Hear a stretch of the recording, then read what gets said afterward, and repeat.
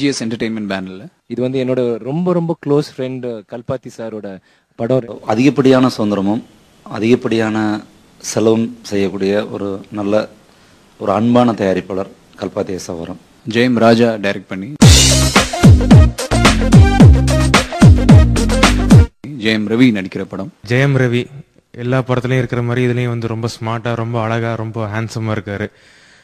அதாவது ஒரு சில ஹீரோஸுக்கு மட்டும்தான் வந்து அந்த ஒரு ஆக்ஷன் ஹீரோ இமேஜும் இருக்கும், அட் த சேம் டைம் ஒரு சாஃப்டான ஹீரோவாகவும் பண்ண முடியும்.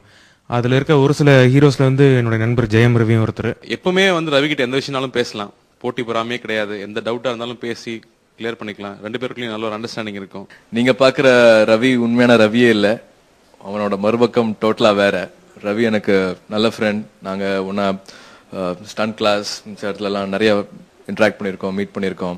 அவனோட சுய உருவம், உண்மையான உருவம் என்னங்கிறத நேர்ல பார்த்து அசந்திருக்கேன். அதெல்லாம் இன்னும் படத்துல அவன் இன்னும் காமிக்கல. ஜெயம் ரவி இந்த படத்துல செம அழகா இருக்காரு. இதுக்கு முன்னாடி அவரை பார்த்ததெல்லாம் என்னன்னு தெரியல, இந்த படத்துல மட்டும் ரொம்ப ஸ்பெஷலா இருக்காரு. அவரோட அப்பியரன்ஸ், அவரோட ஃபேஸ். பொதுவாக வந்து ஜெயம் ரவி பத்தி ஒரு கமெண்ட் ஒன்று இருக்கு. அதாவது அவர் வந்து பார்த்தா இது நம்ம வீட்டு பையன் மாதிரி இருக்கிறாரு, அல்லது இந்த மாதிரி ஒரு பையன் நம்ம வீட்டில் இருக்கக்கூடாதா? ரவி ராஜா காம்பினேஷன்ல 4வது படம்.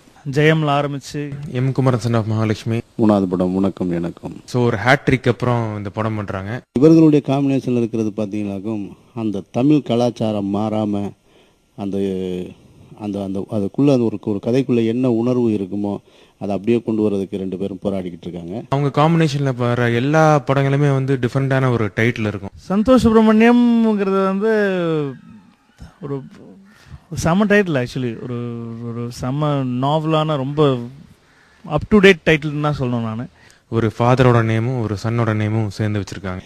எனக்கு சின்ன வயசுல இருந்து பார்க்கும்போது அப்பா எனக்கு ஸ்ட்ரிக்டான அப்பாவா இருந்தாரு. அப்புறம் ஆக்டரா அவரை கொஞ்ச நாள் பார்த்தேன். அதுக்கப்புறம் ரொம்ப நல்ல ஃப்ரெண்டா பார்த்தேன். அந்த ரிலேஷன்ஷிப் வந்து ரொம்ப அழகான ரிலேஷன்ஷிப். ஒரு ஃபிலிமா வந்துட்டு அவங்க படம் சூப்பரா இருக்கும். பட் அந்த ஃபிலிமுக்கு வந்துட்டு ரொம்ப முக்கியத்துவமான ஒரு விஷயம் வந்துட்டு மியூசிக்.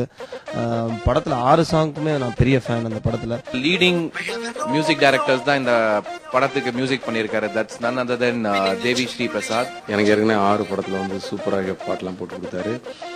இந்த படத்துக்கும் வந்து கண்டிப்பா நல்ல இசையமைச்சிருப்பாரு. ஏன்னா ஏற்கனவே சம்திங்ல வந்து ரொம்ப நல்ல மியூசிக் கொடுத்திருந்தாரு. அதுவும் குறிப்பா we have a Romeo we need a ஜூலியட்ங்கிற சாங் வந்து இது வரைக்கும் தமிழ் சினிமால கேட்காத மாதிரி இருக்கு. டெஃபினட்டா இன்னைக்கு இப்பவே வந்து என்னால அந்த சாங் வந்து முணுமுணுக்க முடியுது. டெஃபினட்டா அந்த சாங் ரிலீஸ் ஆனதுக்கு அப்புறம் இந்த வருஷத்தோட மிகப்பெரிய ஹிட்டான சாங்ஸ்ல இதுவும் இடம்பெறும்.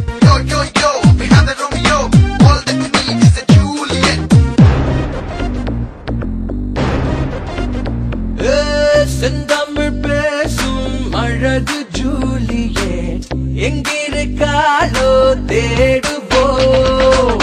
செவ்விழி வீசும் கனவு தேவதை நண்பனின் கண்ணில் காட்டுவோம். மதம் வேண்டாம், குலம் வேண்டாம், I want only குலம். பணம் வேண்டாம், நிலம் வேண்டாம், I just want only மனம். மலாய் மலரோ துபாய் குயிலோ அட சென்னை கோவை நல்லை நீலவோ. We have a Romeo, we need a Juliet. We have a Romeo, we need a Juliet. செந்தமிழ் பேசும் அழகு ஜூலியட் எங்கிருக்காளோ தேடுவோம்.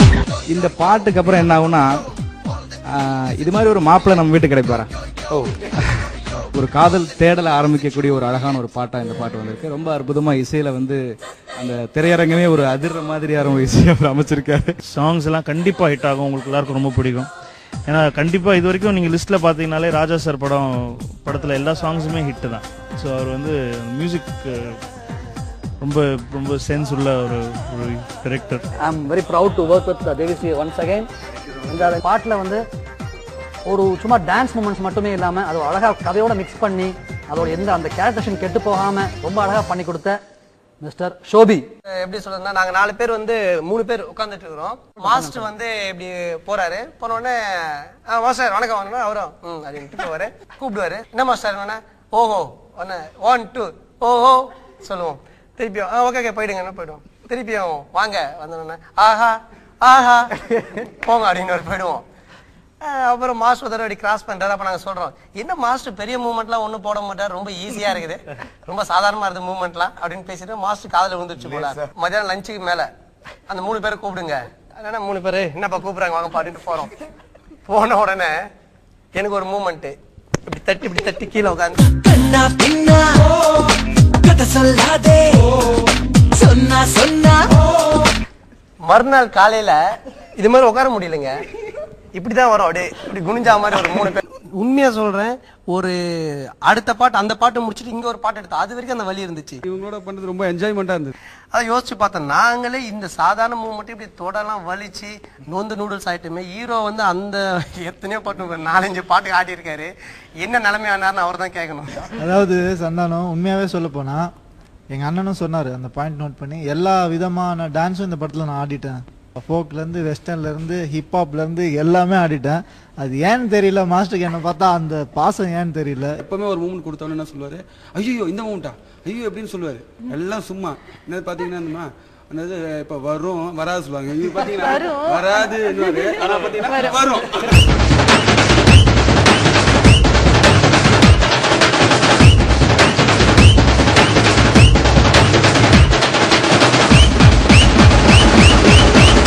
தம்பியா இருந்தாலும் ப்ரைஸ் பண்ணி தான் ஆகணும் அந்த இடத்துல. என்னன்னா இது வரைக்கும் ரவிக்கு இப்படி ஒரு டான்ஸ் ஃபிலிம் வந்தது கிடையாது. அவ்வளோ கொரியோகிராஃப் ஷோபி மாஸ்டர் 4 சாங் சூப்பராக பண்ணி கொடுத்தாரு. சரவணராஜ் புது மாஸ்டர் அவங்க பண்ணிருக்காங்க. ஸோ ரவி இப்போ கொரியோகிராஃப் விஷயத்துல முழு திருப்தி. ஏன்னா அவன் சொன்ன மாதிரி ஆடாத ஸ்டெப்ஸ் கிடையாது, எல்லா வித மாதிரிலையும் போட்டு புழிஞ்சாச்சு.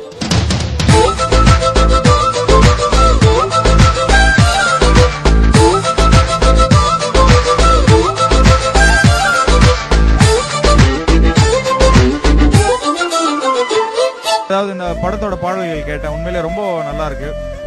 சக்சஸ்ஃபுல்லான சாங்ஸா இருக்கு. எல்லாரோட அதாவது மனசுல ரொம்ப ஈஸியா பெனிட்ரேட் ஆகக்கூடிய ஒரு டியூன்ஸா தான் அவர் பண்ணுவாரு. அது ஒரு சாங் எனக்கு ரொம்ப ஃபேவரட்டான ஒரு சாங் என்னன்னு பாத்தீங்கன்னா அடடா அடடான்னு சொல்லிட்டு ஒரு சாங். அடடா அடடா அடடா என்ன ஏதோ செய்கிறாய், அடடா அடடா அடடா என் நெஞ்சை கொய்கிறாய், கனவில் நீயும் வந்தால் என் உறக்கம்